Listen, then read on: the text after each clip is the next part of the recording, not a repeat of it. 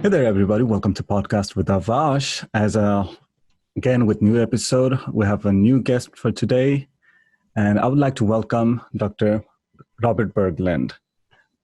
Dr. Bergland? Hi, great to be here, Vash. Oh, thank you so much. Welcome to my podcast. And just to let our audience know, he's my professor in during my master's degree, and he has a lot of skills that I was really amazed with. So thank you for agreeing to be in my podcast. It's an honor to be invited. Thank you very much for having me. And it's great to see you again after having you in the classroom, and nice to see you here outside and doing well in the world after graduation. Oh, thank you. Please don't grade me. Okay, awesome. For our audience, would you please introduce yourself as to what you do? Sure. My name is Bob Bergland, and I'm an associate professor of journalism at Northwest Missouri State University. I taught, so this is my second year there. I taught for 22 years at Missouri Western State University with great students like Abhash, of course. Right. And so my background is I was born in Illinois and grew up, and in high school I worked for my student newspaper, got very interested in journalism, and we're going to be talking a little bit about sports. So in sports, I ran track and cross country, and then went on to Millikan University in Decatur, Illinois. And there I also did track and cross country and was editor of the college newspaper, and then went to graduate school at Purdue University, where I also continued to run. I ran marathons then in graduate school. Worked for the daily newspaper there before coming to Missouri Western in 1997. And at Missouri Western, I again taught journalism classes and advised the student newspaper, and then got into helping found the digital media program that Abhash was in. And along the way there too, in 2005, I taught in Ukraine for a semester as part of a Fulbright program, and have led numerous study abroad programs to Europe since then. So, and then got into triathloning. So that's me in a nutshell. Okay, you have a lot of history of sports and journalism and teaching, and those all three will definitely want to go intensively on all of those three. What I found super interesting was I knew you, and I knew you were a sports person, and one day I was swimming in Missouri Western, and in the swimming pool, and I was just swimming. I did not know how to swim, and that's where I learned to swim. I'd learned through YouTube. I was just like, okay, swim. And 2 minutes later, I'm tired. My body hurts. And you were there too, swimming. And you were like, okay, you were on your own mindset. You were just swimming across the end of the pool. After a few while, when I kept saying you, it's just like, you never stopped. You just went back and forth and back and forth. I don't know how many times, at least 20 times till I was there and got out, but you never stopped. And I'm like, wait, where does that stamina come from? Where is that exercise? How do you even be able to swim that long? And I later found out that you were in a triathlon, which was something I heard of before. So am I saying it right? Triathlon. Triathlon, yep. Okay, that's swimming, that's cycling, and that's running a marathon all at once, or one after the others. Right. So there are different distances of the triathlon. I started out with baby steps. So there's what's called sprint triathlons, and those are usually maybe a quarter to a half mile swim, and then maybe 10 to 15 miles of biking, and then a 5K, a 3.1 mile run. Okay, so that's the start. As soon as you said like quarter and a half mile. Wait, what? So about a half mile, about a kilometer of swimming. Okay, let's stop there. a kilometer of swimming. That's a kilometer of swimming. I'm like, it boggles my mind. Is like, okay, you can swim for a kilometer, and were you allowed to like rest for a bit? How does that work? Well, what you do is you usually those are held in either a pool or a lake, and so you get out of the pool or get out of the lake, change into your bicycling, so change into shoes and put on a shirt and stuff and the bicycle helmet. Then you go bike again for 10 or 15 miles. Then you get off and again you might drink some, or if you need to change any, put on sunscreen or whatever, and then go out for the run. Okay, for all the lazy people like me, this is extreme sports right there. You go for swimming for about whatever the distance is. Then after that, you go into bicycling, which is about how many miles? So for the sprint triathlon, it's usually about 10 to 15 miles. Okay, 10 to 15 miles, which is super exhausting by the end. To even start with that, or to I have no idea. Like, I'm one of those person who just like takes a a mile or two in a treadmill, and then that's it. That's done. And I have a body ache for another few weeks. It's just like, okay, I should. 2 miles is too much. I have like a really bad stamina, and I feel like I'm trying every time to increase my stamina, going to the gym and trying a little bit of cycling or bicycling, and I never crossed my own stamina limit of a couple of miles. And you are talking about miles of swimming, and then miles and miles of running, and then you go into bicycling, and this is done by. How many people participate at a time? It just depends on the size. I've been at very small ones and I've been at very, very large ones. But coming from Nepal, and you should be able to handle all that, the lack of oxygen. Oh, very well, right? Yeah, lack of oxygen was a half oxygen and half pollution there. I mean, Kathmandu city side, which is. It's I don't know how much height, I forgot it is, but it's not as high as the people who actually live in the mountain areas. They can probably compete you in the marathon, but no swimming. Yep. So we were talking about the sprint triathlon. So that's usually this kind of the starting point, and then there's the Olympic distance. So the Olympic distance is the distance they use in the Olympics. That is 1.5 kilometers of swimming, so just short of a mile, and then 40 kilometers of biking, so right about 25 miles of biking, and then the running is at 10K, so 6.2 miles. So that's the Olympic distance. The one up from that is what's called a half Ironman. That's a total of 70.3 miles. So it's a 1.2 miles of swimming, and then 56 miles of biking, and then a half marathon, so 13.1 miles. And then there's the Ironman. That's the granddaddy, of course, and that is twice that distance. So that's right about 2.5 miles of swimming, 112 miles of biking, and then a marathon, a 26.2 mile run. Or jog or walk or whatever is left in you at that point. So have you?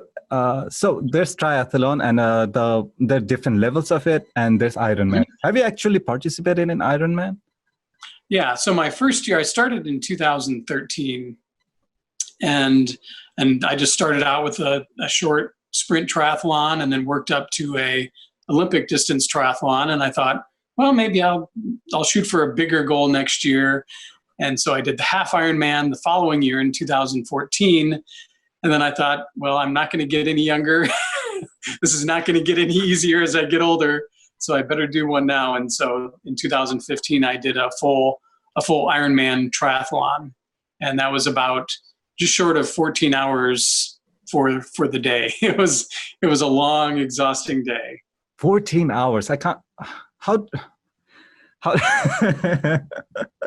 I know people get tired. It's like, okay, 1 hour marathon or someplace everybody's organized. Okay, 1 hour, 14 hours. Just think about like, okay, 14 hours. People are going to be displaced all over the track, and the management needs to be there throughout the entire course. And for the people, do people pass out? It's like 14 hours.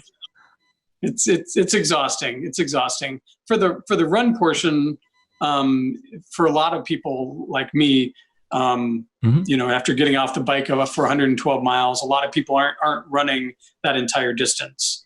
So you might walk 100 yards, jog 100 yards, and so the nice part about the run again is that you don't have to keep going like with a swim and the bike. I mean, those are just straight through. I mean, you're not going to want to stop during any of those. Okay, that just gave me an adrenaline boost, if I'm saying it right. But it's a long, gradual process. I mean, you have to, especially the training for the Ironman. I mean, you're training 2, 3, 4 hours a day, and some days you might easily do 7 or 8 hours if you're trying to get in a 110-mile bike or whatever. And so you just gradually work up to it. Your body, it's amazing what your body can get used to. And the first couple of weeks are actually the hardest when you're just starting and getting going. And then it's just a matter of gradually adding on to the miles in your training throughout the period. Okay. You started, okay, let's begin a little bit early. First, did you start as a jogger, or did you just start in your school age to be an athlete? Like, were you an athlete from before, or did jogging or something come up later on in your life? Yeah, so my brothers got into running. So my dad was a runner in high school, and then he coached my brothers, a couple of my brothers who were older, and they were all running these 5 and 10K road races and wearing their T-shirts, and I wanted one of those T-shirts. So in the 6th grade, started with the free T-shirt. Yeah, exactly. So I started in about the 6th grade, and ran some 5 and 10Ks, and then did track in grade school, and then in high school I ran the mile and the 2 mile in track, and cross country as well. And so that was just what I did. That's what the entire family did. So all 4 of my brothers ended up running track and cross country. And again, my dad was the coach. So, we kind of lived that. It was I couldn't get away from him. He also was a high school teacher. And so I saw him from, 6 a.m. to nighttime. And, I think you had how do you say, since he was a coach, you got some discipline started all really early. Yep. But no, I did well, and then went on to college. I went to Millikan University, which is a smaller Division III school, and so there's no scholarships at that level. So I was not a D1, superstar, but I did well. I was captain and MVP of our cross country team back in the day, and ran those sports. What are cross country teams? So cross country is usually run on golf courses. And these are the same. I've heard cross country word so many times in different types of sports. Sure. So is it like across the country? Is that So usually the distance varies. So in high school, usually the races are between 2 and 3 miles. And they might be in a park or on a golf course. Usually they're going to be on grass or trails of some sort. At the college level, it's usually 5 or 6 miles, so an 8K or 10 kilometers. And again, usually run in parks. And so you're a team of usually 7 people, and you obviously try and use your teammates as much as possible, and you train together. But so you're working as a team, but you're also, of course, in the end, you have to do all the running, and it's an individual sport as well. Okay. So, but I loved track and cross country, and in college I ran the 5 kilometer and 10 kilometer races. So the 10 kilometer is 25 laps around the oval, and so that was a challenge, being disciplined and focused there. So for most of the time, these are all only running, right? You're not talking about swimming. This is basically how you. Yeah, this was all running. Okay. And so from there, my goal was, the granddaddy race for runners is the marathon, of course. Okay. And so when I graduated from undergrad and went to graduate school, I started training while I was still, again, in my prime and young and thin. You're still in prime. Yep. So I did I trained for the Chicago Marathon and ran the Chicago Marathon in 1991 and 92. I finished 74th in 1992 out of, I don't know, 8,000 or something. So again, that's a huge number. Being under 100 among 8,000 is a big. So again, many years ago, many pounds ago. But so, like I said, so I did that in 1991 and 92, and my time qualified me for the Boston Marathon. So I went out to Boston, where my old college roommate was, and ran the Boston Marathon, which was just an incredible experience. And then I did another marathon, the Chicago Marathon, in 1996. Mm-hmm. Then again, I came to Missouri Western. I had two little boys, and teaching and busy, and like I said, now you're putting some discipline in the kids. Yeah, now those boys are 22 and 24, but yeah, so I did occasional 5Ks, and I'd do some, playing some basketball or occasional swimming or whatever. But then again, and like I said, in 2013, I started to tip the scales about 200 pounds, and I thought it's time to do something. And for me, I thought about, doing the running, mm-hmm. sticking just to the running, but it was kind of like, I've been there, I've done that. And also part of it was I knew I was never going to be able to come close to my times when I was, 20 or 25. And it would be just too depressing to run these races and to be so much slower. You started when you were in your prime, say you, as you said, in 20 or 25 years old, mm-hmm. You had your best mm-hmm. records. You are still continuing with Ironman currently? Or have mm-hmm. you toned down to half an Ironman, or you're still going for it? So I've done half Ironmans every year. So the half Ironman, to me, is really a great distance because it's a real accomplishment. So again, that's still 6-7 hours of competing, and it's a real challenge, and you have to really train a lot. But at the same time, it's not the total commitment and the huge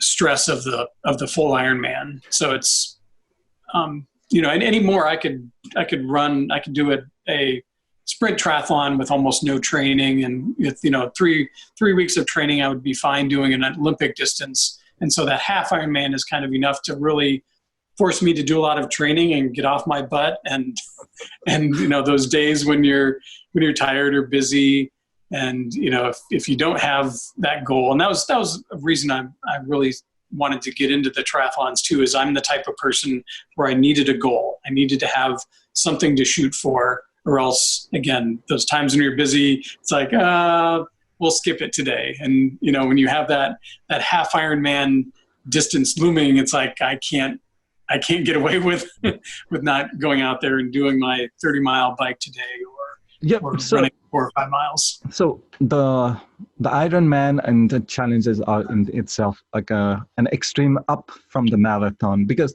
from my experience, like I have ran marathon in my school days, like when I was a kid, and that was insane choice.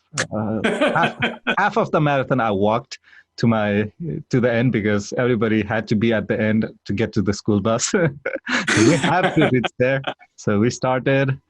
That was my experience, and I was like, by the time I reached the end, I'm like, never again.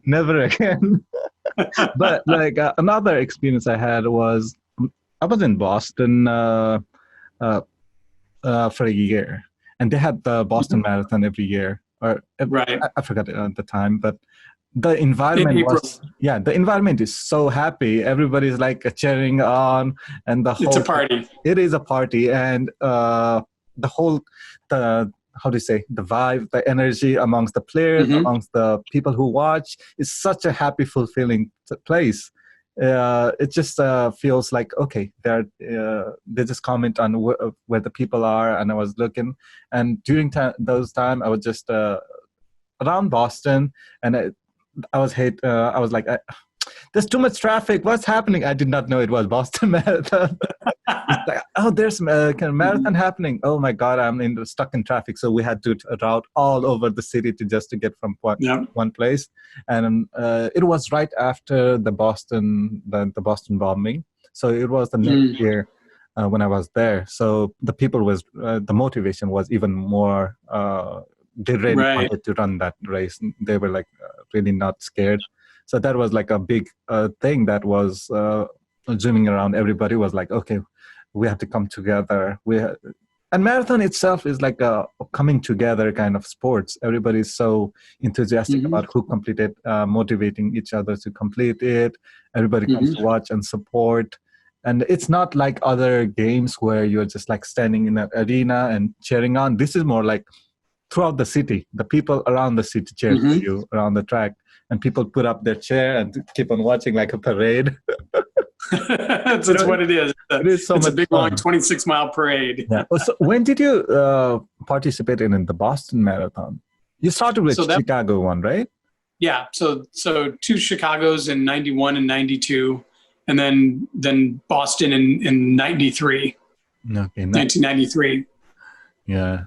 So did you feel any different about like running a marathon after the Boston thing happened? Well, the Boston is the granddaddy. It is the one that everybody wants to do. I mean, after the incident happened when the Boston bombing. Yeah, because it was like a out of nowhere. Now the sports has been attacked, kind of thing.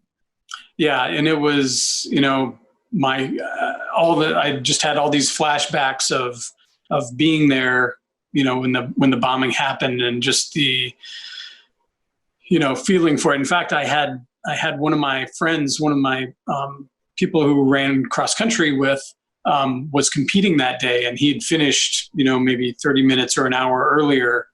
And had I been out there, it probably would have been about the time that I would have been crossing the finish line. So it just was such a tragic event. And it was great to see Boston come back from that, and the people have it's those times where like they mentioned, there's this real strong unity of everyone coming together, and especially in the sporting world. Yeah, the sport itself is such a common place, because I have talked with a few friends who were like right beside it when they were just working in the restaurants when that happened, and everybody they said was just like, it's like the reaction was, what happened?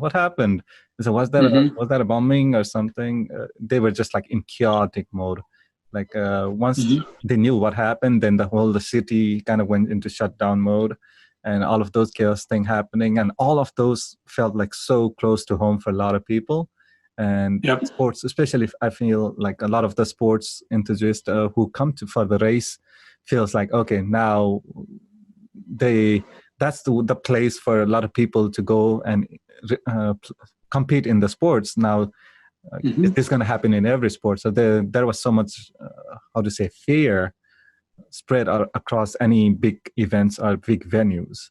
And that probably, I don't want to say everybody felt it that similarly, but people who were around the cities or any events organizers definitely felt that. And so let me go back again. So you went up competing with the sports for running, marathon. When did you start swimming for 2 miles? Was it okay, I just wanted to know, when did you think it was okay for you to swim 2 miles in a lake? Well, and the thing is, swimming in a lake is so much different than a pool. It is just amazing, being in that open water, and especially if there's wind and waves, and you're trying to breathe between the waves. And I'll never remember my first sprint triathlon that I did. I'd been doing like a mile in the pool, and I was doing great. And I thought, oh, this half-mile swim was going to be nothing. And And then I got out there after 100 yards, and I'm dying out there. And I realized what I was doing is at the end of each lap on the pool, at every end, I was taking 2 breaths.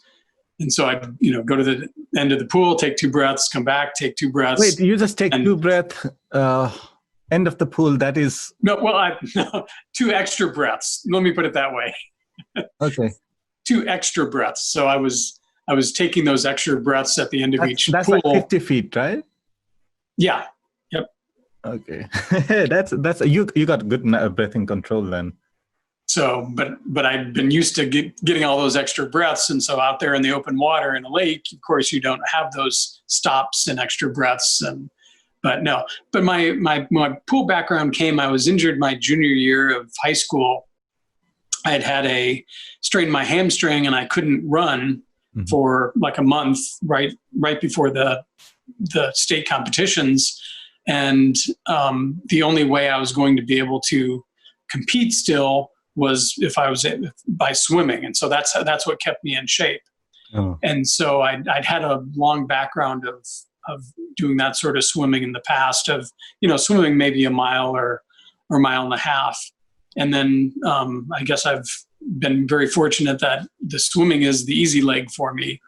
And so, and as far as the Ironman goes, so you're swimming 2.4 miles. For me, that was about 90 minutes. So about an hour and a half of swimming. On the bike, it takes about an hour and a half to swim 2 miles?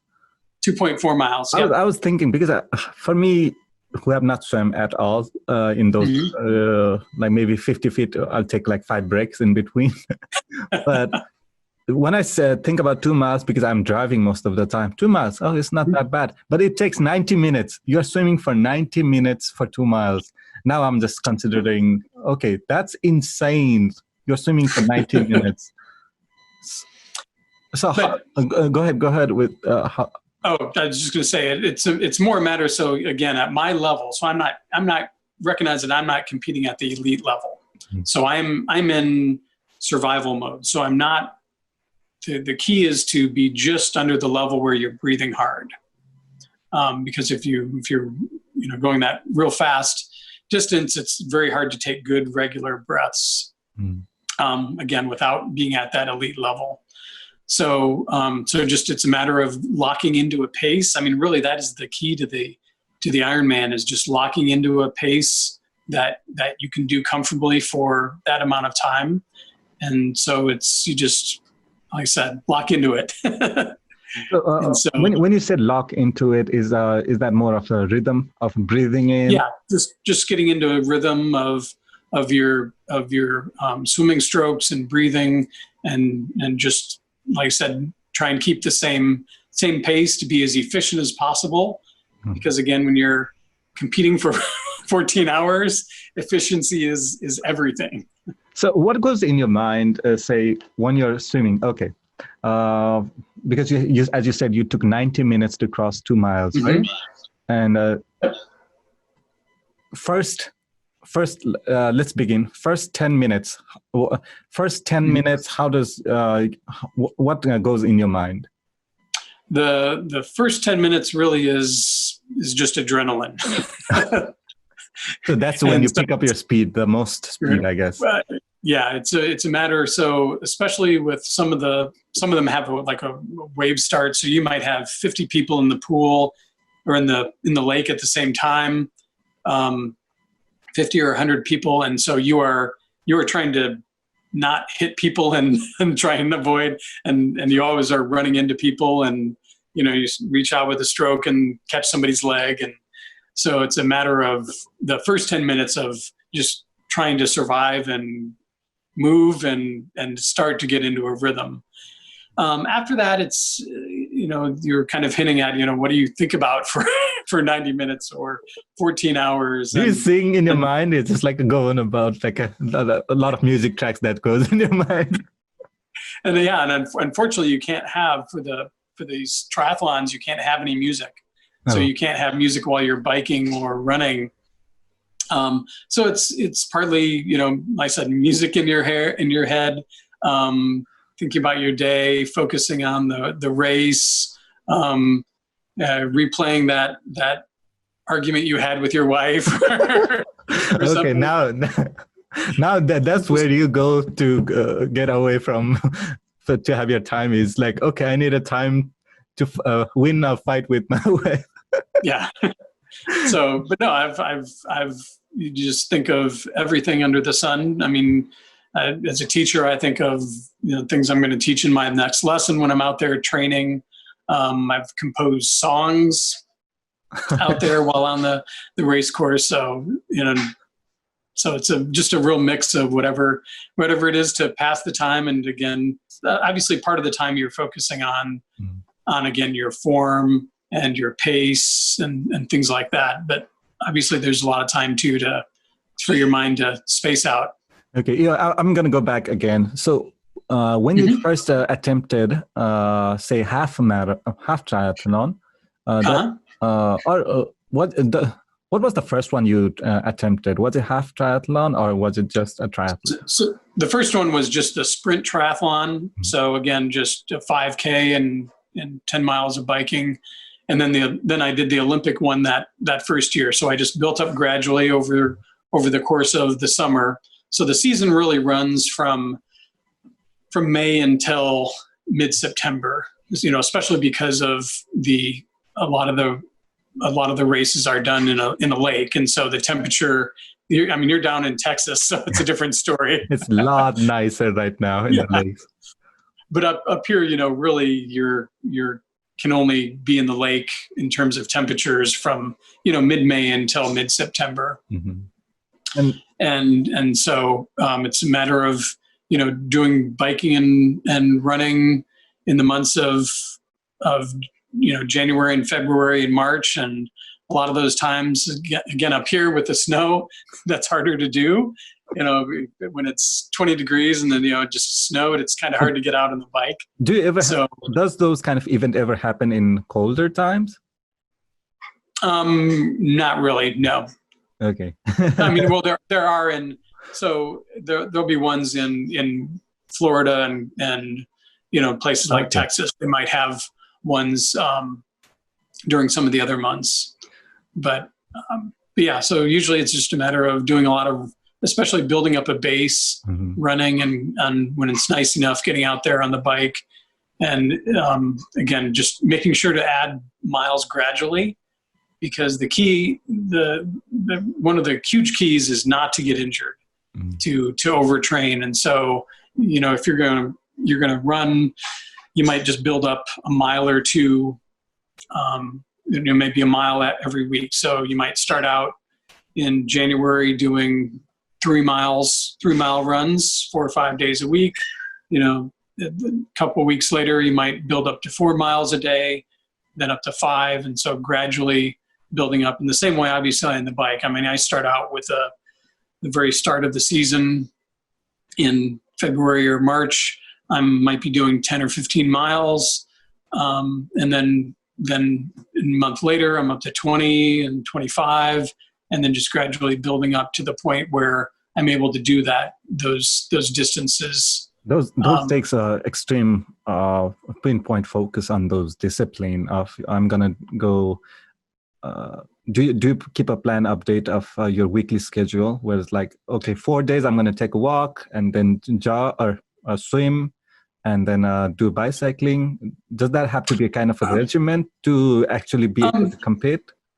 And there are definitely triathlon plans. There are triathlon trainers that you can get either online or in person, who will design workouts for you. I've never done that. I'm just kind of old school, and having run track and cross country, and having been in that forever. And plus, too, again, I'm not hardcore. My goal is to finish most of these.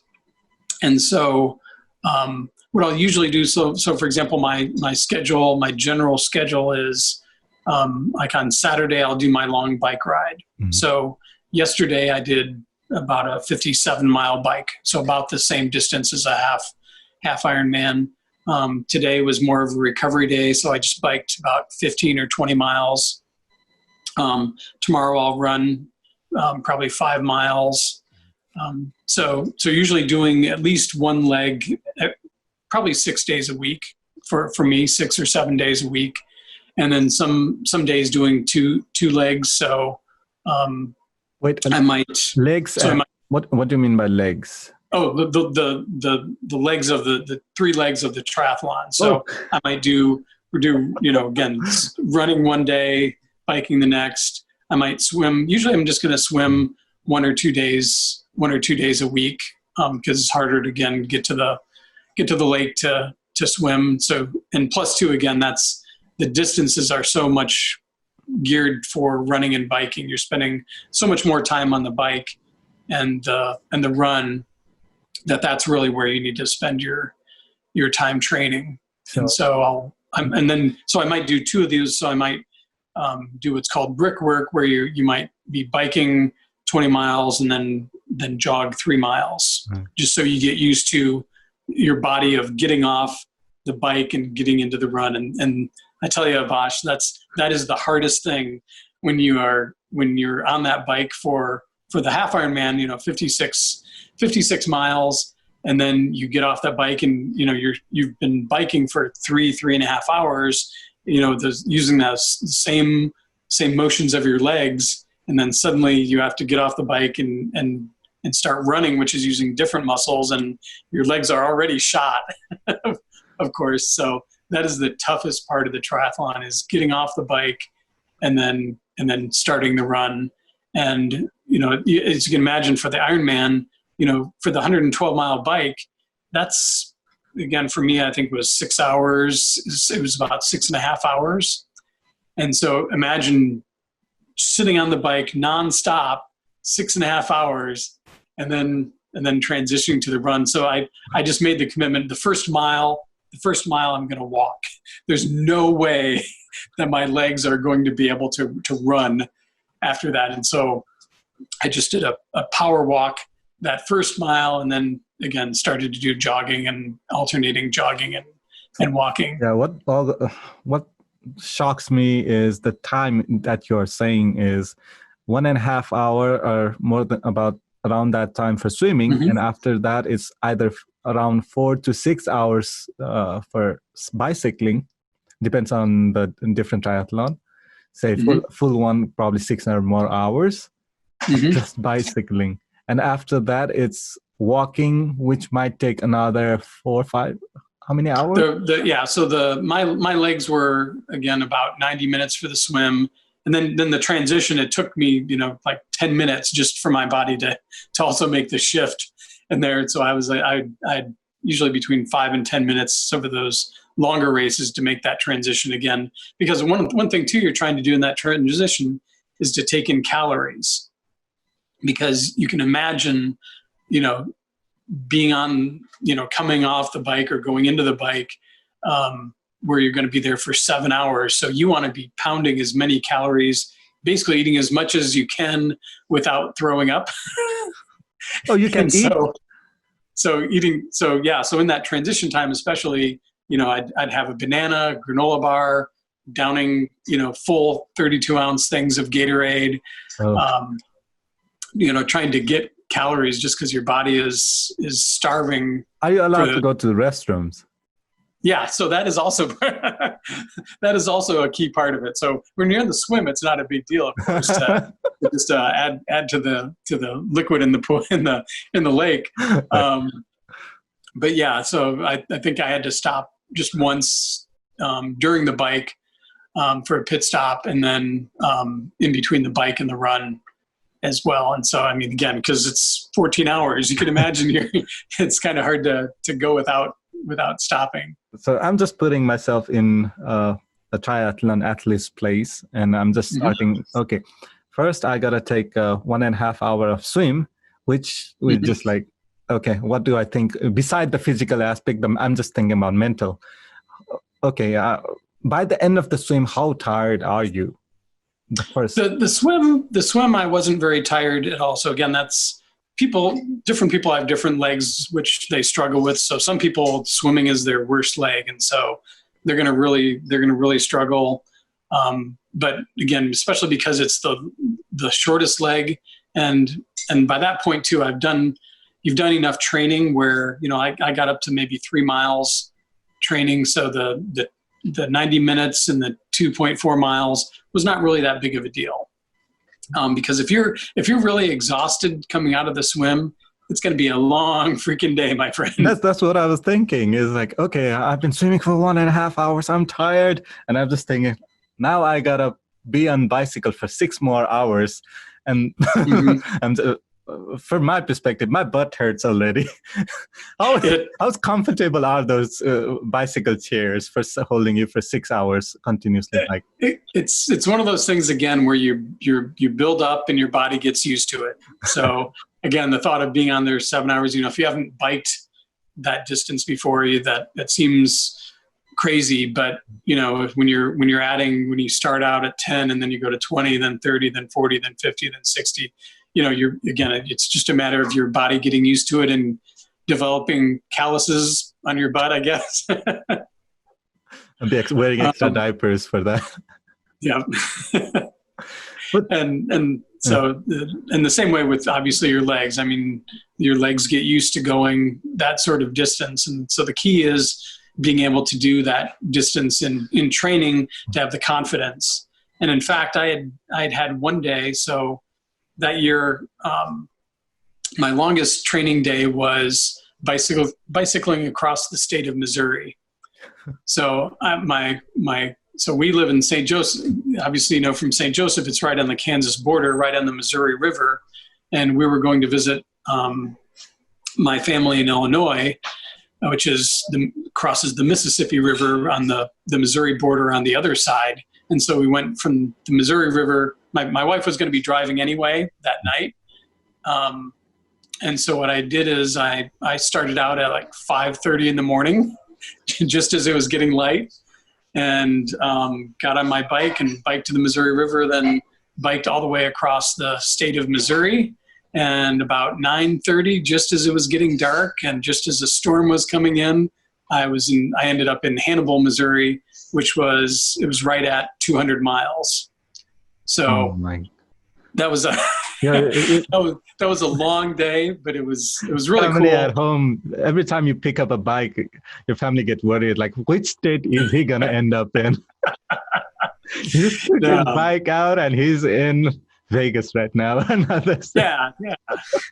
No, that was a long day. So that's what's called the double century. So 100-mile bike is called a century ride, 100. And so I did it. Is your bike like special? Do you have a special bike that can hold?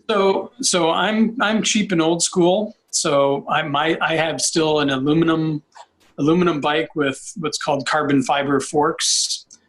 So the ones going down to the wheels parts of the bike are carbon fiber, but it's mainly an aluminum frame. Most people have straight carbon fiber bikes. Those are lighter bikes with great. They're a little bit lighter. So I could go with one, that would take off a couple pounds, but my thought for that is that, it'd make a lot more sense for me to lose 2 or 3 pounds of my own weight, rather than going through the expense. And just, I really like my bike fits me well, and I've gotten very comfortable with it. So that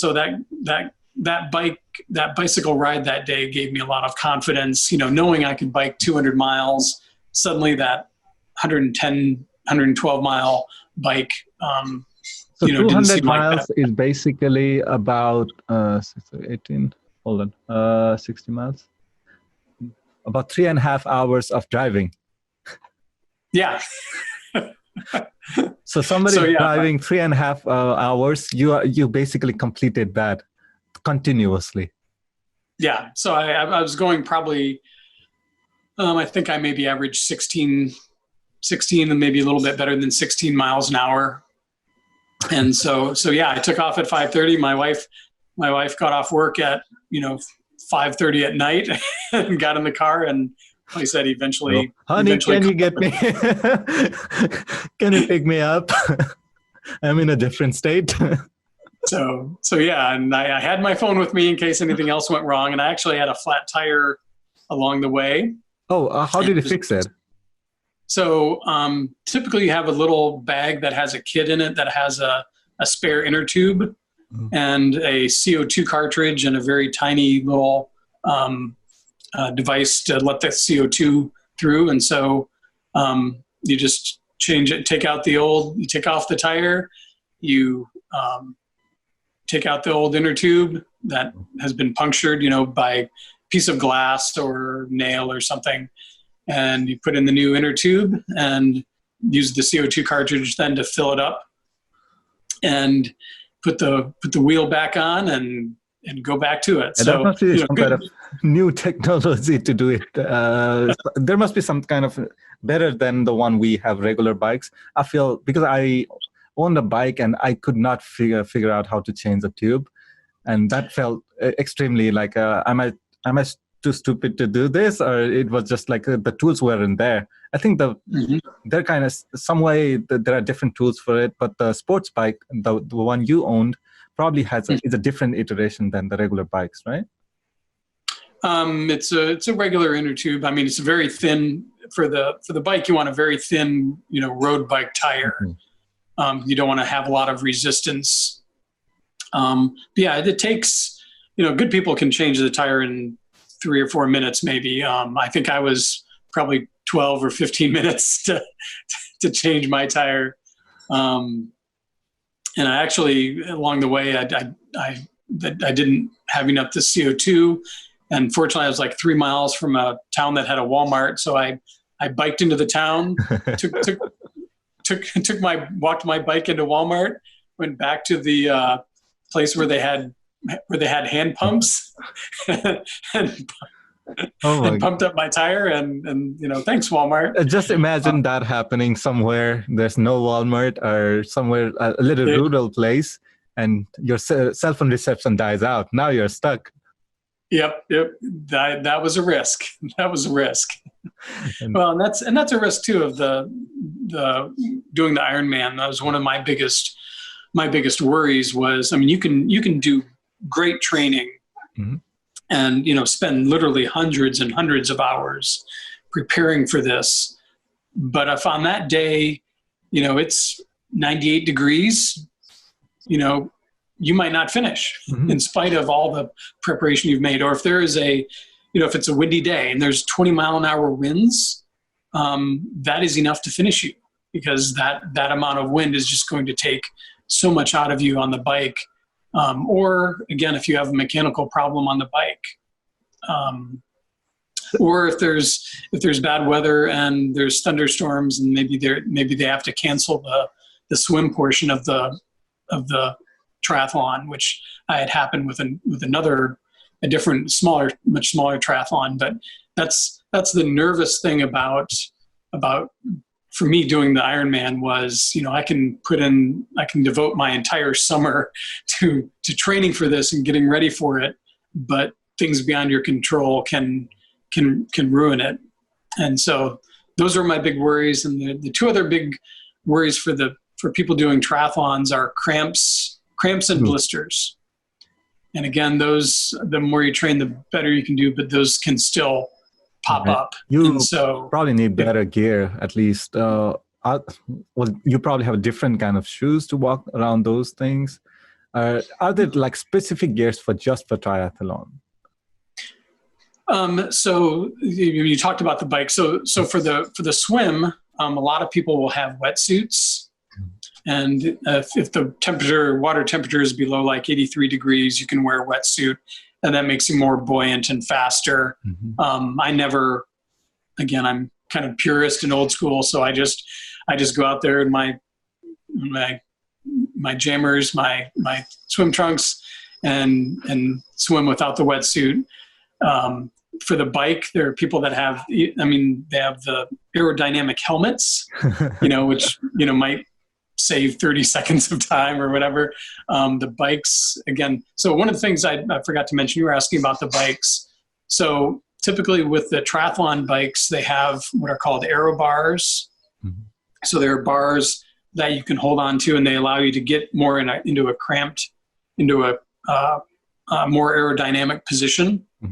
And so that helps. And so it also gives your because you're in that position for so much, being able to kind of stand up on your bike and being able to crouch over and then just being able to be in standard are you saying handlebar. Is there a way to just, there are probably different terrains. You go up and down.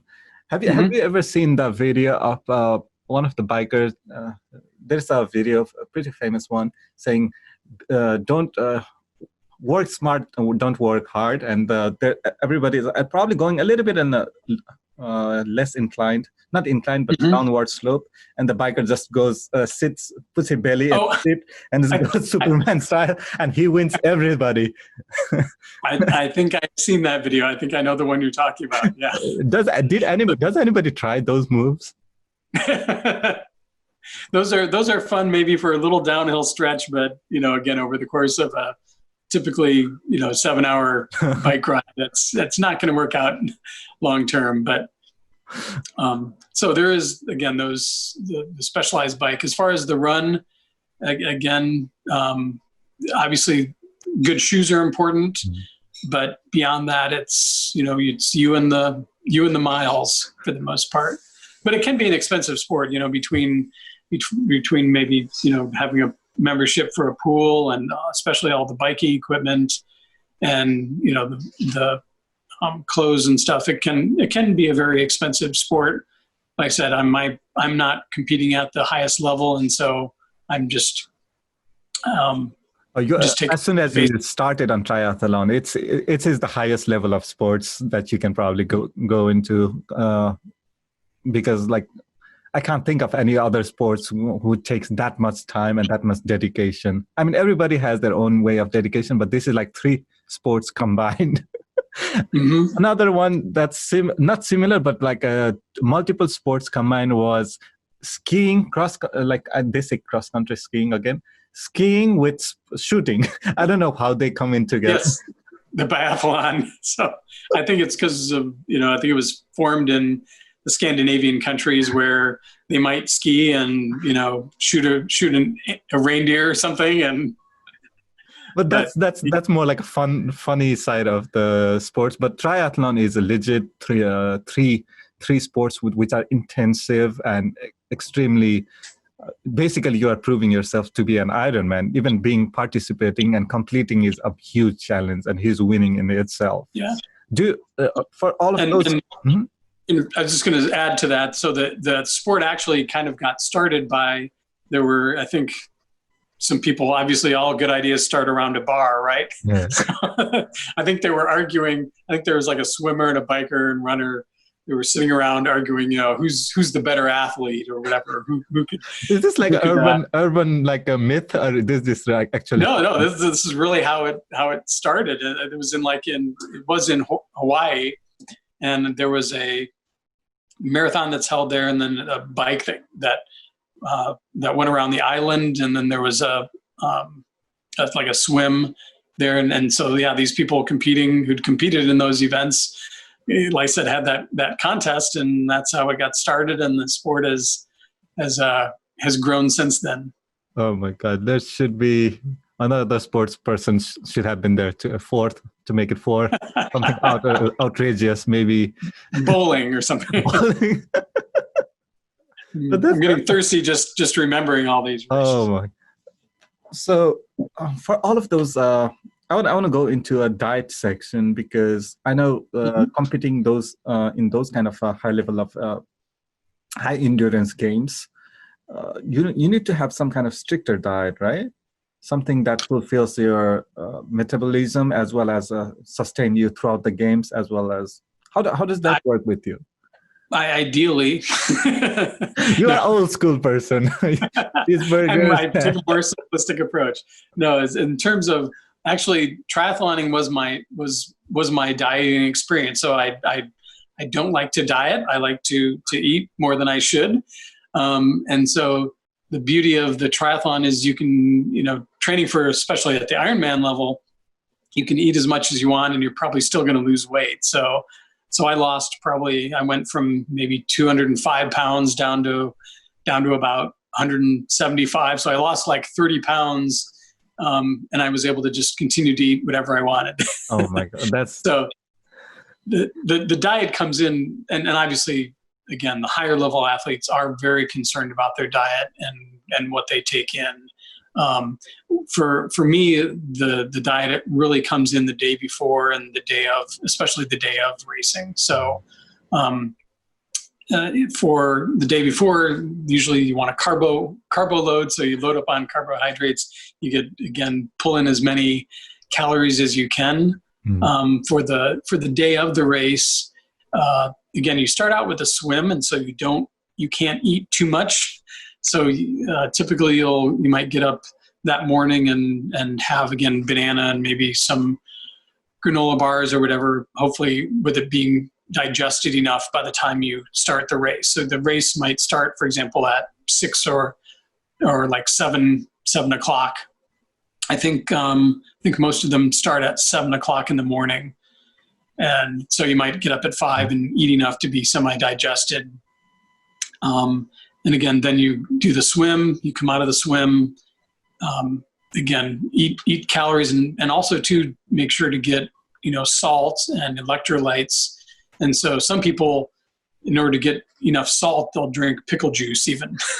So that's almost like, it feels like cheating, but I don't know. Yeah. So you try and get as many calories in, and also during, people have they have gel packets that are about like 100 calories. So they'll go through a bunch of those gel packets. They might have those in their like little pouch or something, or pick them up along their stops along the way where you can grab on the way. And for me, I had some of those packets, and especially a lot of Gatorade. So instead of water, making sure to get calories. You get into calories or electrolytes at the same time. Yep. And then for the run, obviously you don't want to eat too much. Eating too much and running is tough. So you might, you might have like gummy bears, or and especially they might have Coke. So you're getting Gatorade and some water and Coke and again, maybe some pickle juice during the run. And like I said, it's a matter of, trying to get in as much electrolytes and as many calories as you can, because your body, I mean, I could just feel at each one of the water stops, I would get Coke usually. Mm-hmm. And I could feel, it felt good for like, the next half mile. And then, you're just waiting until the next water station or aid station to get more calories. The more you say about the food, the more I feel like this sport is one of the weird. It has one of the weirdest diet you can imagine, because you just take in so much calorie and you're burning so much of the. I guess you're burning the calories, and your body requires so much energy. You have to feed it, right. Continuously feed it.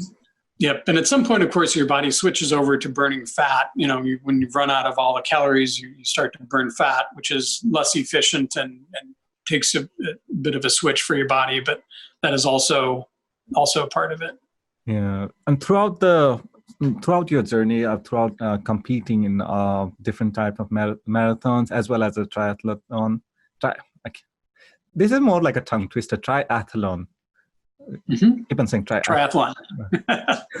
So around those times, have you heard about any like stories that's like really interesting in that sense? Have you ever competed or swam in the sea, not in the lake, but the sea? Does that even happen? I've not. So the Ironman, the granddaddy of the Ironman is the World Championships, which are held in Hawaii. Again, they started out in Honolulu, and then they switched to the Big Island. And so, so their 2.5 mile swim is in the ocean. Mm. So it's different. The water is salty. Yeah. So actually it helps you because you have greater buoyancy. So, but at the same time, if there's a lot of waves that day, if it's windy, it is very, very tough, because you're having to time every one of your breaths with the waves, and sure as anything, you're going to be timing them some wrong, and you're going to have a mouthful of salt water, which is not fun at all. is there ever incident of sharks joining in? I don't think I have heard of any sharks. Now I have had cases where in like the bike where I think in front of me a bunch of ducks came out, and a woman ran into the ducks with her bike. She wasn't able to avoid them, and she flipped. She went over her handlebars. Oh, so that was that was something, and I have too. So I actually had a cat jump out of when I was during one of my training runs or training bikes. A cat jumped out in front of me out of the grass, a wild cat, and got caught in my wheels, and I went over, and I've actually broken my collarbone twice. That's a painful bone. It's a painful bone, and obviously that puts a dent in training as well. But yeah, I've gone over the handlebars a couple of times in the last 7 years. Have you ever had cramps like while you were swimming in the ocean or in the lakes during the competition? I have not. I know some people can, and especially what comes where the cramps come in is during the run portion in the Ironman. Again, because you've used up so much liquid. If you're running short on liquid or the electrolytes, you might get a cramp. And I said at that point, you might be able to work it out, but for a lot of people, they're done. Oh. And I said the same way with the blister. I warned about the blisters, and I mean, if you get a bad enough blister, and you're not able to fix it, you're done. and again, all that training, goes out the window, and it's frustrating. What is the and I saw several of those people who had either blisters or cramps during the run portion, and my heart just broke for them. Yeah.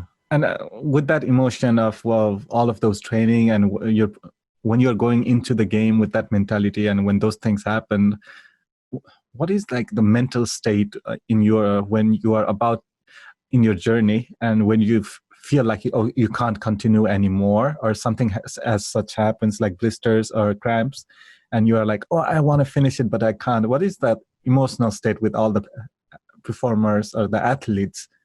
Is that some kind of like a common thing among athletes, that you are not being able to reach that destination? It happens. It's called the DNF, or do not finish. Does not finish. And it is especially again, marathons and triathlons. It is not uncommon at all. And there's also actually a cutoff time. So you have to finish the Ironman within 17 hours. So again, it starts at 7 o'clock in the morning. And if you are not done at midnight, 17 hours later, they close the course. You were done. And I actually had one of the people I did an interview with for Men's Fitness magazine. He was competing in the Ironman triathlon. He was 487 pounds, and he lost over 250 pounds. And he was invited to the World Championships in Hawaii, and he came within.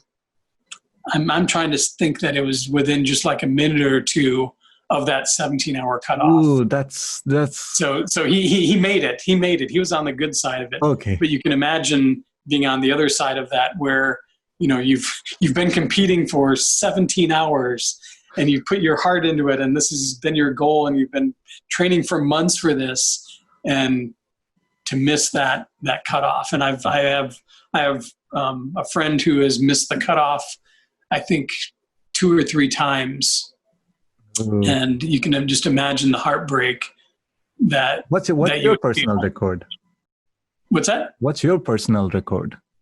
My best. So I did it 13 hours and 52 minutes, and so I had about 3 hours to spare, and so I was mainly, of course, my first goal was to finish under that 17 hours, but I thought, given how my training had gone, I thought if everything went well, I could maybe get under 15. hours. And if things went perfectly, I could maybe get under 14 hours. And I was very fortunate. My day was perfect. It got up to about 92 degrees. So it was, it's not hot by Texas standards.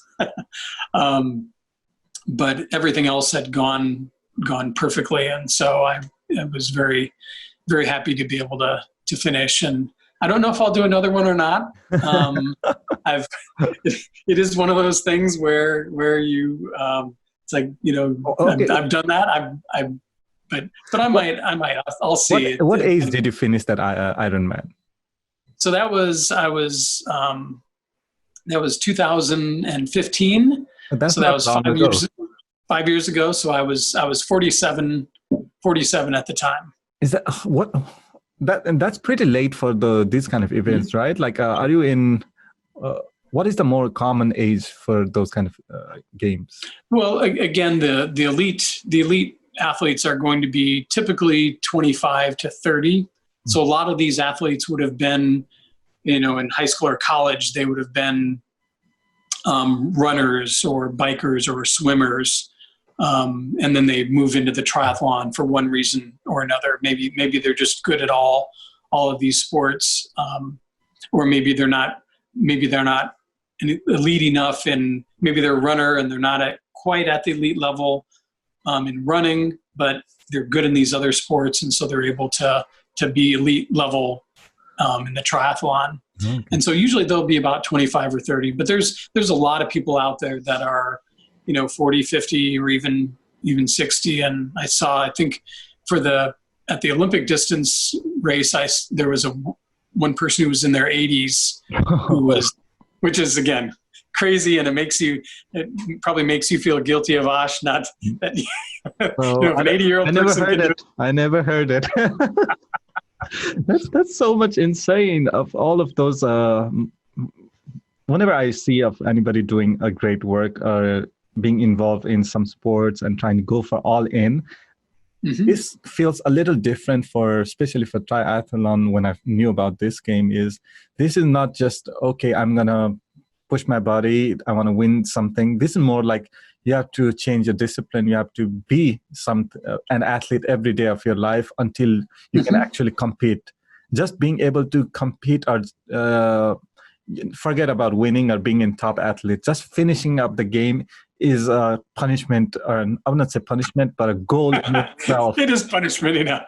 But yeah, no, that is, and everybody, they do give, we joke sometimes about giving participation trophies or, just for finishing a race, but these are they do give medals for everyone who finishes. And believe me, those are cherished because again, just finishing the race is indeed, a huge accomplishment. Oh, I actually have a medal for participating. I'm going to show you this. This is the I don't know if terrain. This is the medal I won for. I wouldn't say I won. I participated for terrain race, which is like 5K. Okay. 5K. I guess running, jogging. There's no anybody can go in different time, but it's more like terrain. So you went into mud. It was the most fun I ever had in my life. Because I've seen some of those races. Yeah, the Spartan races or Tough Mudders. Spartan races are like the elite one. This is more like the beginner level.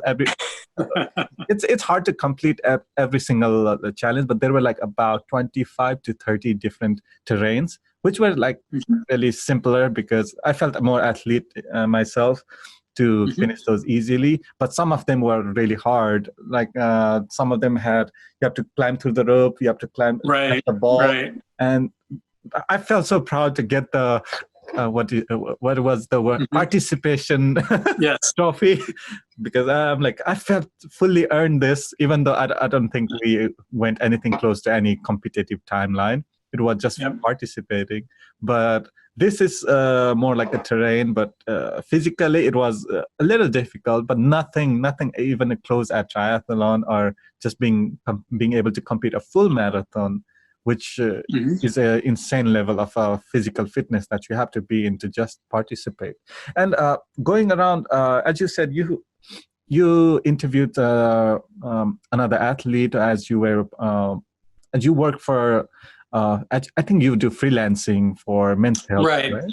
Right. So I teach journalism, and so I think it's very important for teachers to still stay in their craft in the fields like this. So, for example, if you're a nursing instructor, you're going to be a better nursing instructor if you are a nurse and are doing nursing work and keep up with things like that in the field. And so, for me, it was important to stay active in journalism and to be a journalist. It helps you be able to have stories and examples, and it makes you more empathetic with your students and the student journalists, and it gives you more credibility, I think, in their eyes too. And so I've tried to stay active and have done several dozen stories over the past 4 or 5 years doing freelancing. Mm-hmm. So I've written, as I mentioned, for Men's Health, interviewing Gary Johnson. And this was Gary Johnson is, I would say, was a former one of the presidential candidate from Libertarian Party. And right. I remember when I was in college, when you were, it was in 2016. Around 16. I remember you were like, okay, I'm going to be doing this project. And I heard about it, but I never figured out like if you did it or not. So I was just curious about what happened with it. Sure. So basically the Ironman triathlon makes a great segue because, I'd been kind of researching the presidential candidates, especially some of the third party candidates. And I'd seen that Gary Johnson had done four Ironman triathlons. And I'm like, wow. So in addition to scaling all the highest peaks on the 7 continents and doing like he's an interesting guy. I found out. It's just like, okay, you are competing in a presidential candidate, being a presidential candidate, that's a mental thing. And physically, he was in elite in itself. And that was really interesting. And his times, so I was 13:52. I think he did one in like 10 hours and 47 minutes. I mean, so not elite level, but especially since he was competing, past his prime, his times were for that, and as well as for the individual marathon, he'd done like 15 marathons.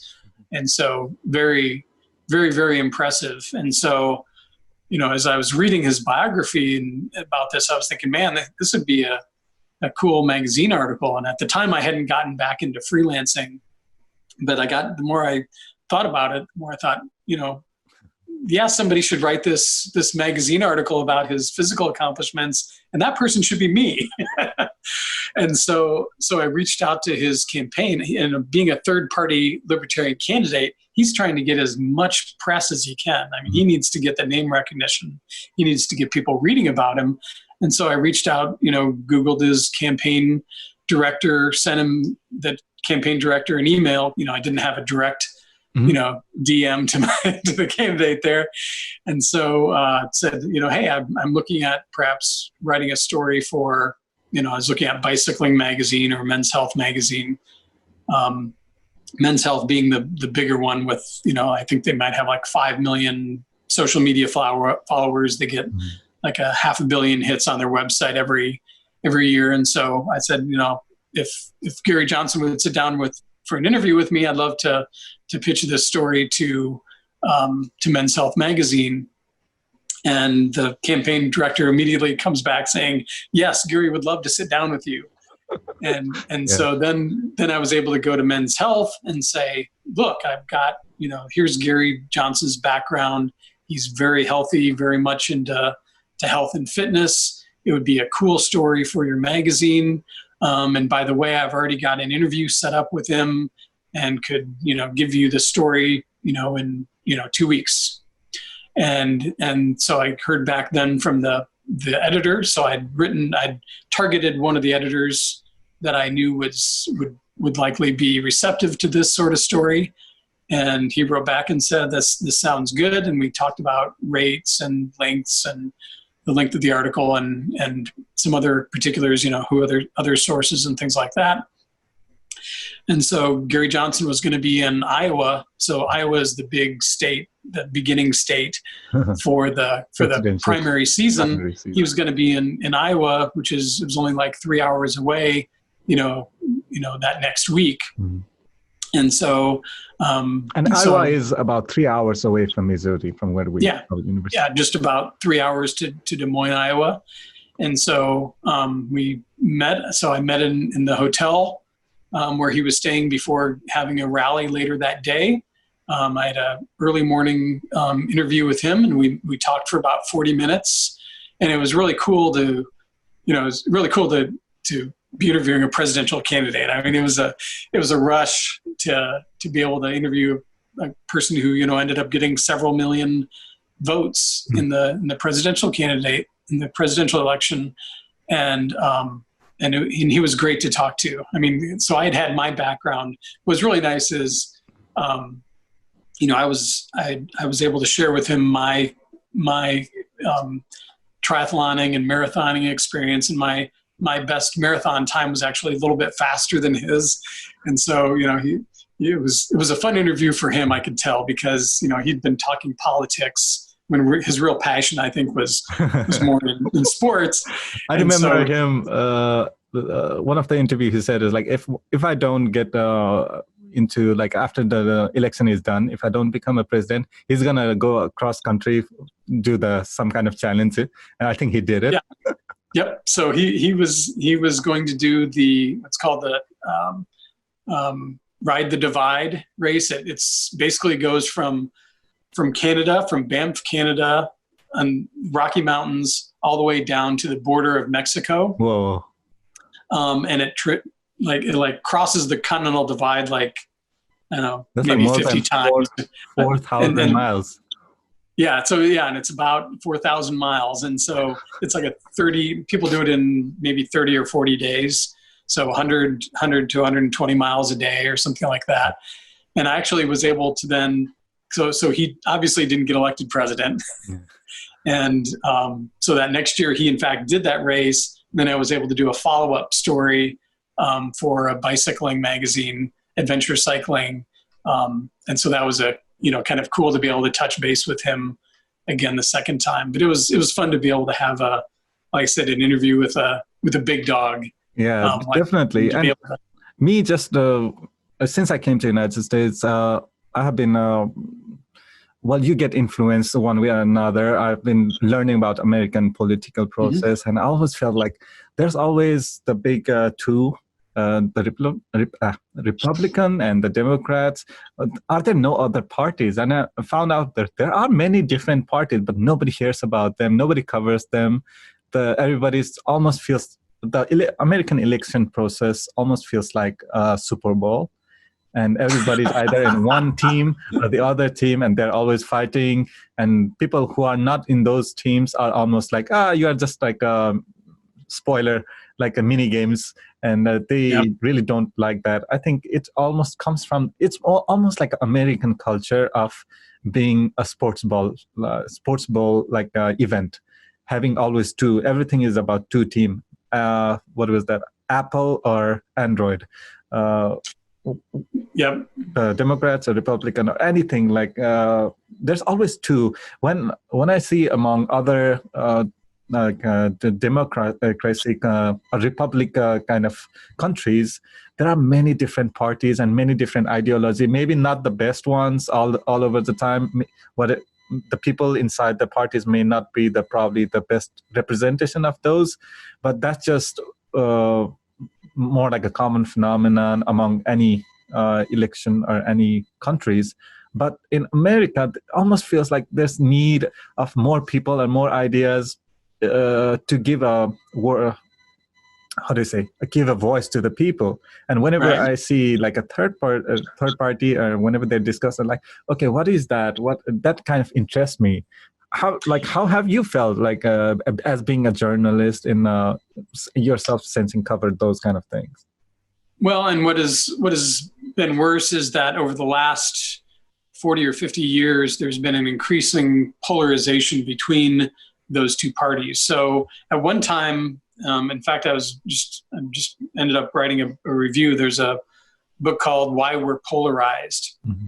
And it explains how in the 1950s, there was not really that much difference in terms of conservative and liberal between the Republican and Democratic parties. Mm-hmm. It was more geography and some other issues. And what happened over time, and especially over the last 20 or 30 years, is those positions have grown increasingly separate.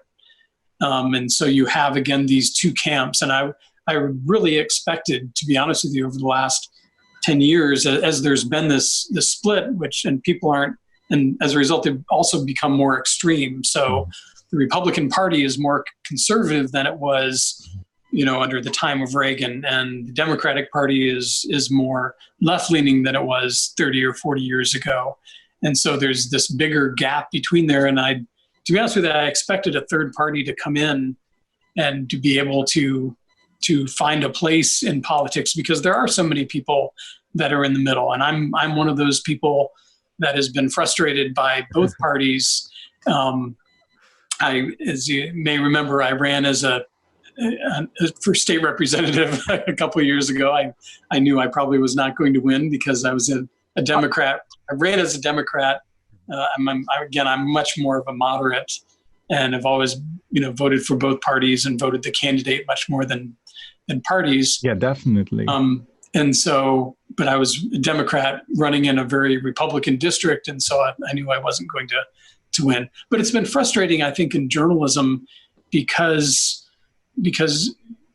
it's so hard to be more neutral. And what has happened too is, as you well know, Abhash, is that with cable news and the internet, there's been a splintering of news. So, 50 years ago, there was the three, ABC, CBS, and NBC news, and they pretty much all addressed a very homogenous audience. They didn't try, and so they served the truth because they thought that would get them the most viewers.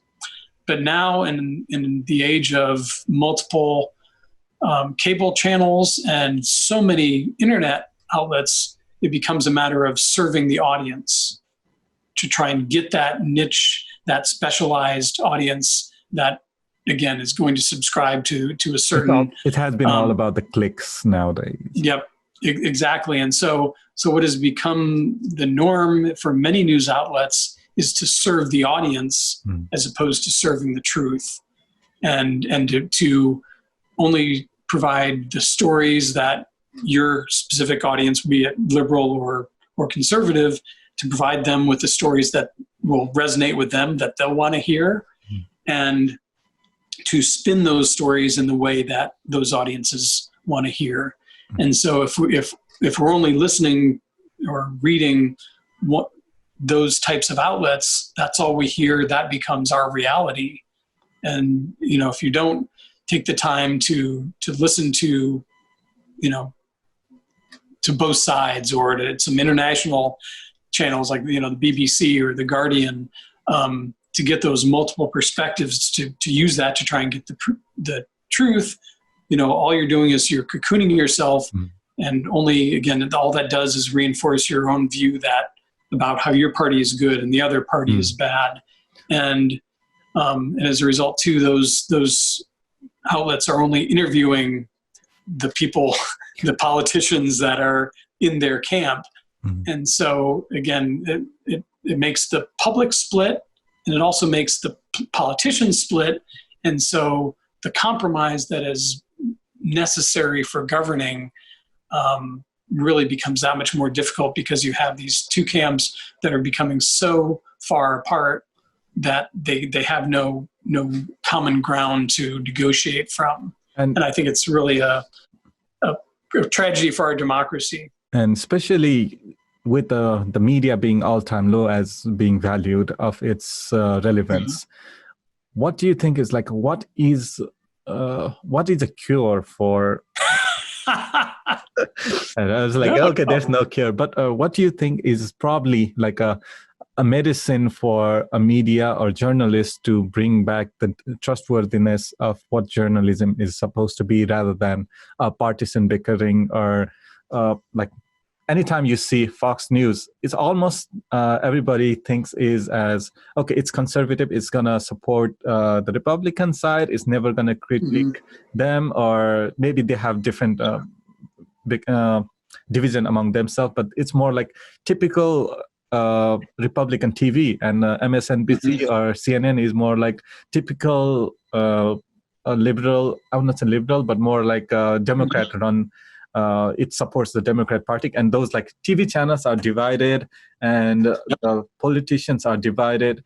And whenever I need to get some news, say if I want to confirm my own bias, like I don't think it, I have to first I go into okay, one channel and then hear them say a critique or something. I'm like, okay, I do like it or I don't like it, and I have to go to the other channel. I see it, I do like it or I don't like it. But some of the times, with both the two parties, I would say whatever the elite politicians with control they have is a lot of the times they are together, and some of the not white popular say topics like one of the topics I am really interested was like the war and how would the war end in say Afghanistan. A lot of times people talk about when would that end, and the news media, anytime they say about anything about ending the war or anything, they are just like, no, we need to have the war. It's never going to end. And that's felt like, okay, the politicians come together and never ending the war. News media comes together and never ending the war. And there's like almost feels like there's a lot big portion of the population who wants those things that are never met by the politicians, or never, the voices of the peoples are never heard by the journalists, are never taken into consideration. And there's almost feels like a big gap which the third party or third media institutions, which are not recognized by the mainstream, are trying to grapple in, but they're not succeeding that well. And how does that come into when you're teaching as being a journalist teacher? How do you cope with those kind of division of values? Well, I think so. Part of it is so much of when people talk about the media, what they're talking about is the MSNBC and Fox and the national news, and most of the students I teach, are going to be local journalists, and local journalism, both in TV and in print, generally are still holding true to those values of being objective and covering both sides fairly, and because in a lot of places, especially if you think of like a newspaper, almost every town only has one newspaper. So it used to be different, but now, for example, St. Joseph has the News, Press, and Gazette, which used to be three different newspapers: the News, the Press, and the Gazette, and they've consolidated into one. And so that is true of most true newspapers. So because of that, it is similar to the situation I talked about with the TV stations, is that, you don't want to tick off either side. You don't want to come off as too Republican or too Democrat, because you're going to lose subscribers. And so as a result, most local journalism is still adheres to those principles of fairness and objectivity. And so those are the students I teach, and that is what we still focus on. Obviously, especially in my media literacy class, we talk about the bias and understanding and kind of unpacking all of the things that go into the biases of those stations, the ownership, which has a huge impact. Who owns the station makes a big difference. Who watches the station, what its ratings are.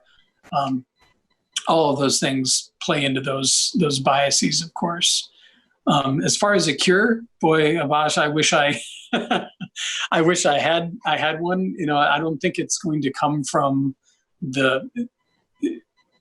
given the way the media market is, and especially the fact that many media organizations are not making much money, and even less so during the times of COVID here. A lot of newspapers are really struggling, for example. And so making sacrifices to their business model, doing things that might alienate readers, and changing from where we're at now is a very risky proposition. In some ways, it almost needs we almost need a third party to shake things up in our political system. And it's almost like we need a new, media outlet, which starting one from scratch is so expensive and so difficult and so hard to gain an audience. And for a long time, that's what CNN was. CNN was kind of considered the more objective news outlet. I think in the age of Trump, and that's almost CNN feels like someone. It was being broadcasted around the world, more commonly accepted from American channel, and I knew CNN from back home as well. Right. So we never get a perception. Once any channel is abroad and telling you about the country, say right now, if I hear about CNN and if I'm abroad and listen about CNN only bashing, say, Trump, all around the world, they are going to hate Trump, even though if he's doing good. So he might be doing good, he might be doing bad, but there is no objective journalism when you publish only the criticism of him around the world. And people from around the world only get that point of view. And almost feels like the journal is not more like a journalism, but more like a PR and selling a perception of specific division of those individuals. I think really in many ways, because it's so hard for those national news media to change their business model, in many ways it really relies on the public. It relies on the consumers of the news to, like I said, to make sure to get their news from other sources. But you and I both know that the number of people that do that, that do take the time, number one, that have the time to be reading news from multiple sources, and the number of people that want to take that effort, is people are very few. And one thing I want to add too with that is obviously social media, only magnifies that. So you have your people, and we're getting even more of that during an election season, of course. But you have your people who are, with social media, everyone suddenly becomes a publisher. And so they're passionate about their side, their team. And so they are promoting their side and their side only. And, depending on how diverse your friend group is, depending on how the Facebook algorithms work as far as who appears on your newsfeed, that all helps shape, what news we're also getting. And I'm not encouraged by the future. And like I said, the problem is that this hurts democracy. This hurts our ability to communicate with other people in a rational, logical way to come to compromises to get things done. Yeah. For you being no, go ahead. You being a journalist and teaching journalism classes for younger students from a small town like St. Joseph, Missouri, or the newer place, how do you feel like those impact in the wider source in the sense the national journalism is there, the big media are there, but for local people to have objective news coming in, and to have as less as possible of opinion bias or the bias of having affiliation in those little mini parts around the country with thousands and thousands of journalist students and teachers. How important has their work been compared to just looking at the CNN and like, oh, journalists are crap because they always have their biases? Well, I think at the local level, unbiased journalism is very important because really so many of the things that affect us do happen at the local level. So it's what happens at that city council meeting in terms of attracting a business or, rezoning their things, or, the school board meeting deciding, does our school go back, do we go back to school during this time of COVID?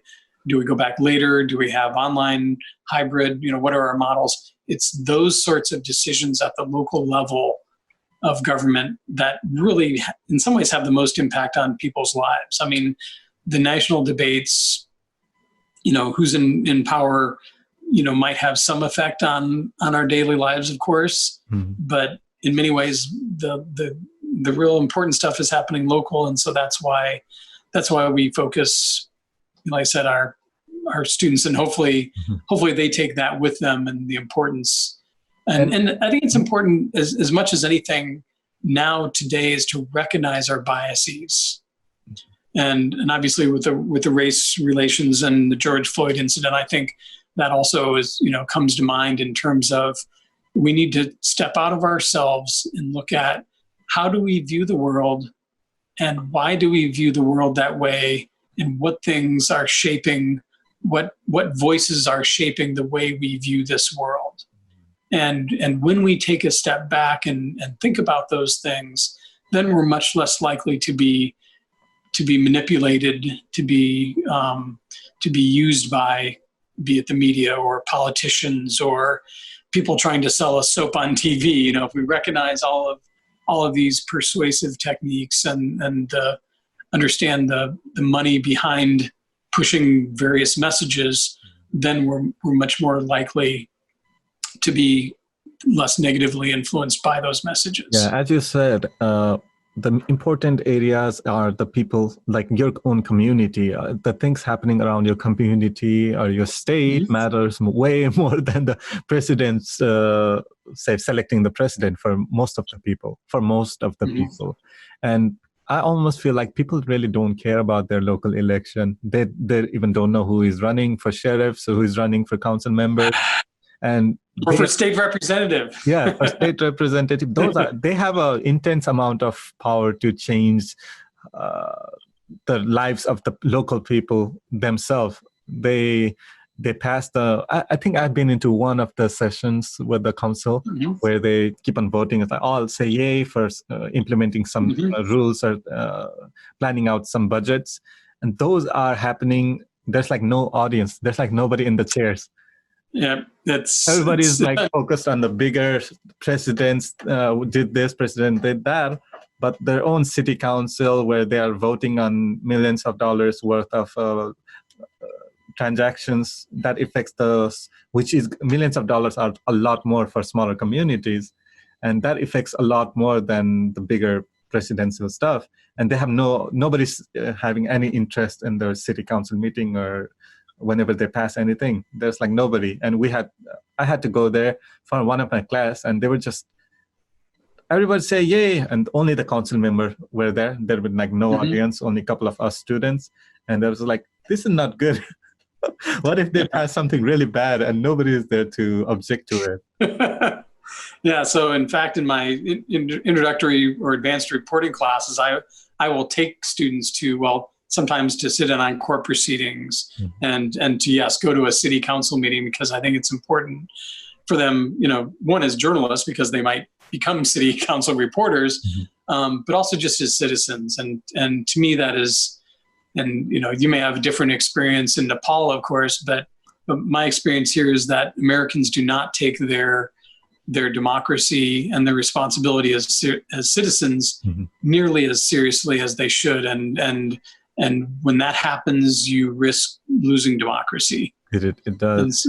Yeah, my experience. Well, my experience from Nepal when I came here about 12 years ago was the time few years after the king. There was a massacre, royal massacre, and the system of kingship itself was taken over, and to have, I guess, the Republic of Nepal, which is now. So it was, the system definitely went in a good direction. Of course, the massacre is not good, but the system went from having a monarchy. From my perspective, it was a good move to go into democracy. Right now, people elect, I think the Communist Party is in, they're not pure communists, but it's just weird. Whoever they always go for the money. That's my opinion. Always.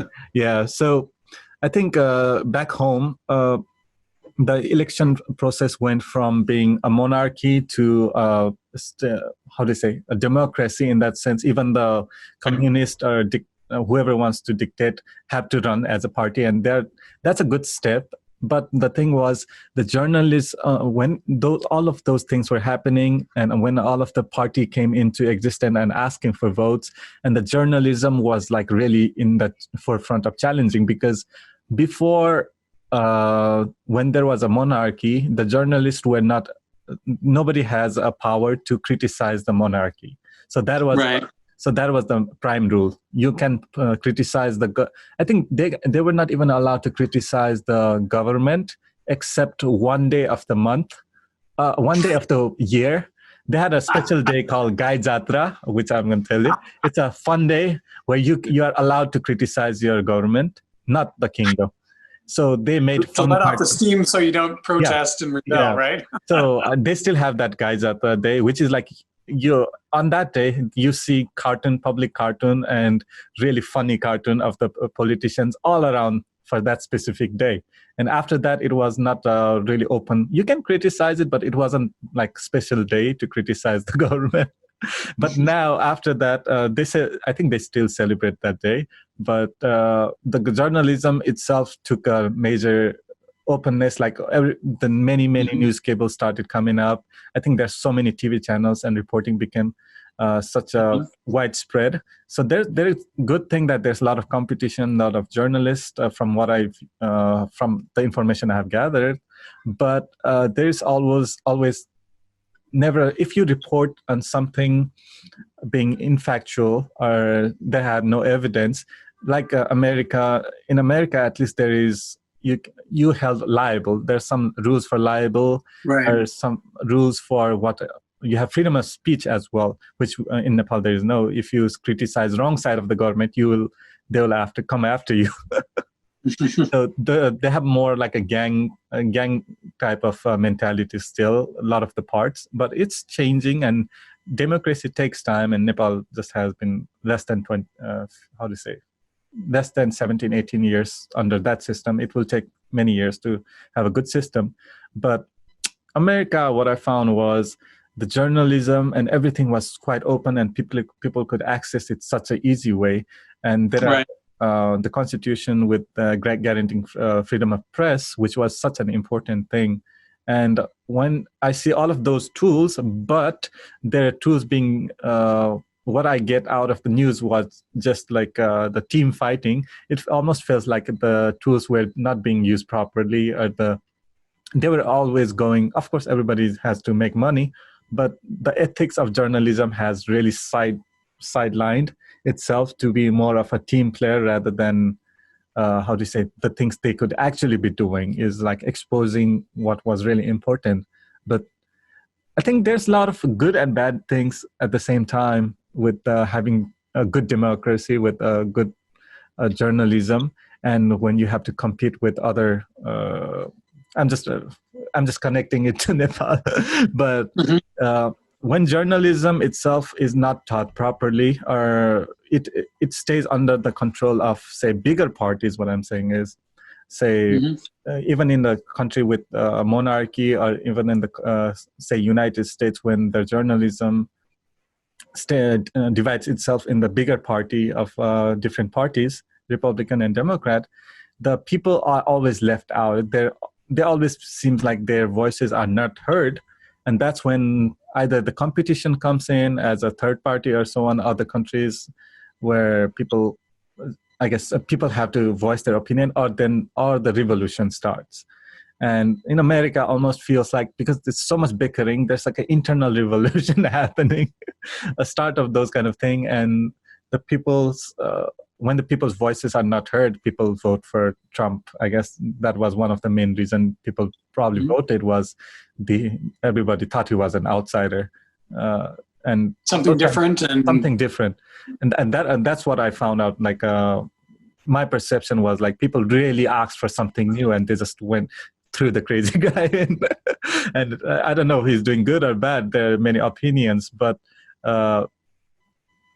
the news media of people being heard is such an important thing, and journalists have to take that and put it out there. Is like the people needs to be heard. And with you being a local, with you covering the news of local and training the new journalist, have you ever thought about how valuable your job actually is?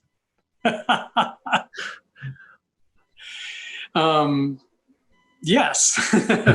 I mean, because the news media, again, helps shape what people know. I mean, whenever there's a coup in a country, the first things, obviously it's changed a little bit with the internet, but we had a coup, like as I said, in Nepal, when the king died, right. His brother did a coup, and then people revolted, and he got off luckily without any bloodshed. But that actually happened. I saw that on TV. Yeah, but usually, especially old school pre-internet days, the first thing that, if somebody were to military or otherwise were to take over a country, the very first thing they do is take control of the media, because then they can control what people know. And I'm gonna say exactly what happened. So all the news channels were canceled, and they were only publishing the king's, the whoever took the king's brother who took it, the Gyanendra Shah. His speech was being broadcasted 24 hours. So he's like a mini clip of 5-minute speech was broadcasted over and over, and was like, what the hell? It was like a live experience of I would not say coup. It was a coup. It was a military coup, but it was like a weird one, because people did not believe they killed the crown prince killed the family, and they were suspecting the brother. And when the brother took the coup, and they were like really not happy about it. I guess the truth is still not out there, but it wasn't really a series of event happening, not pointing out in a good direction. And yeah, go ahead. But yeah, no, I was just going to say, yeah, usually, like I said, in a coup, the first thing they do is take over the news media, because then if they, like I said, if they control what people know, then they can control what people think, what their opinions are. And that is changed in the days of now in cell phone and the internet. And obviously the Arab Spring was partially, as a result of some of those technological advances and use of social media. But yeah, trying to impress upon the students the power of journalism. And unfortunately, one of journalism's main purposes, and why in the United States it's in the First Amendment, is because it provides a watchdog over government. And unfortunately, as news budgets have shrunk because advertising dollars have shrunk, it's that investigative journalism that is the most time consuming, that is the most expensive to do. And so in a lot of newsrooms, and this is happening at the local level as well, is the journalism that is not being done anymore. And so it becomes, the events, what's going on here, how the city council voted, whatever, but it's not the investigative work of how money is being spent and things like that really journalism is, provides such a valuable resource for democracy to make sure there is not that corruption. And this opens the door when politicians know they're not being watched. That is not a good thing, because that just invites even greater corruption. And so I teach an advanced journalism class, and so in that we cover a lot of investigative journalism that really focuses on databases and doing that sort of watchdog function. And like I said, that has been one of the frustrations that I've had, and that journalism is not being done as much. Yeah, definitely. That's more important than a lot of people realize. Is local journalism and local journalists. People gotta support their local news and get updated on the local events, because those impact way more than the presidential, and your frustration first, like angering it out on social media, complaining about the president or supporting the president or teams or anything. Be more focused on your local areas things. And for you, like going with all the way from sports to being a journalist and being a professor, like, how does your how do you see the United States? I'm just going in the perspective of as a more like a journalist, but how do you see the things turn out in the next election?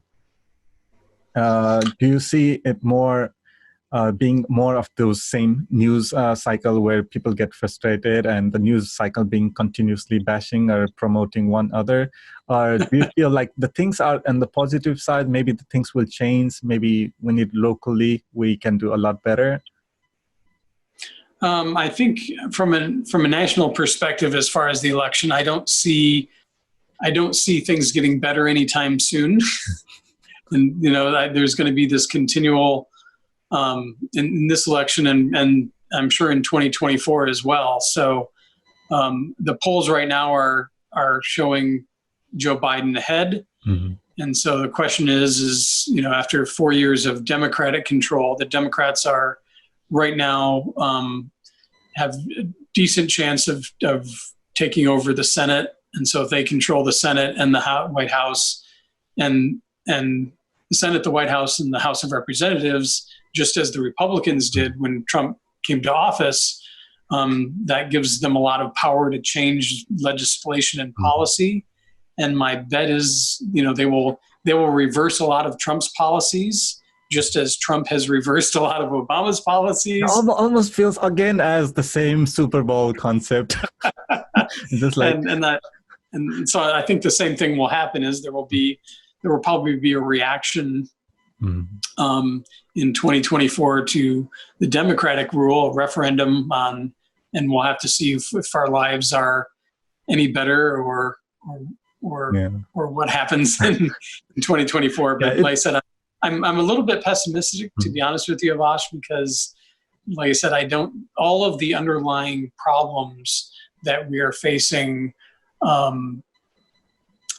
there's nothing that indicates that those problems are going to get better, and everything indicating it may get worse. And so, whether it takes a mini revolution of one sort or another, and we in some ways we kind of almost had that with a Bernie Sanders, coming so close to getting the nomination before.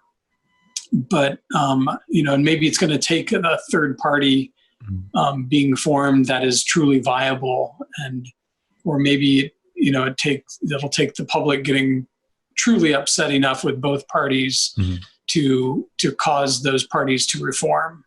But like I said, I don't envision it getting any better, and that is very, very frustrating. For me, politics has never been fun to cover. Occasionally, it's fun to have some good news once in a while if some people's choices has been honored, or there has been some bill passed that affects people in positive way. But most of the time, the government has always been a bit, creator of bad news for most of the people. And with your sector of covering those events and teaching younger students to how to deal with those as a journalist and a future journalist, almost feels like there's an opening for a bigger, maybe there's going to be a new kind of media outlet where the media students and media sources can be trusted more. And that's the only thing we can hope is maybe there's going to be a better way of understanding the media or filtering the media and the way with your type of teaching, what the students can understand and present their view more. And I think we covered a lot of sectors today. I'm really glad to talk with you. It was great talking with you as well. Definitely. So I'm really glad to have touch base on you with regards to the sports and maybe some in regards to your the journalism ethics and so on. So I'm really glad these are all the things we talked, which are beside the courses I've had with you. So this feels like a really big educational moment for me too. Like anytime I'm talking with you, I get a lot of insight and a lot of fun conversation that fulfills my curiosity with education. So I'm really glad I had a chance to call you in my podcast. Mhm. And I'm really glad. I really hope we could get to talk again someday. And now you're inspired to read more news and to start training for at least a mini triathlon, right? Oh, of course. Yeah, I'll see you in the next Ironman as an audience if you decide to participate. But thank you so much, and I hope you have a wonderful day. Thank you. You too. Thanks for inviting me.